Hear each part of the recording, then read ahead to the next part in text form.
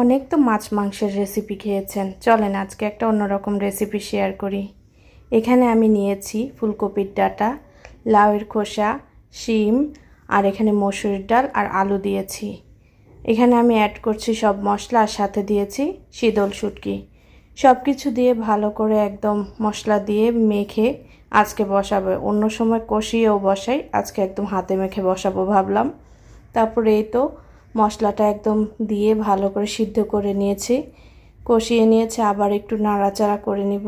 তারপর দিয়ে দিব ঝোল সিদ্ধ হওয়ার জন্য আর একটু, যেহেতু ফুলকপির ডাঁটাটা সিদ্ধ হতে একটু সময় বেশি লাগে, এজন্য এখানে আমি পানি অ্যাড করব। এই তো পানি দিয়ে ঢাকনা দিয়ে দিলাম। তারপর সিদ্ধ হয়ে এলে এখানে দিলাম ঢেঁড়স। বেগুনও দেওয়া যেতে পারে, আমার বাসায় আজকে বেগুন নাই, এজন্য আমি এখানে ঢেঁড়স অ্যাড করলাম। আর বারান্দার গাছ থেকে পুঁই শাকের পাতা এনে দিলাম আর ধনে পাতা দিয়ে শেষে নামিয়ে নিলাম। কেমন হলো জানাবেন।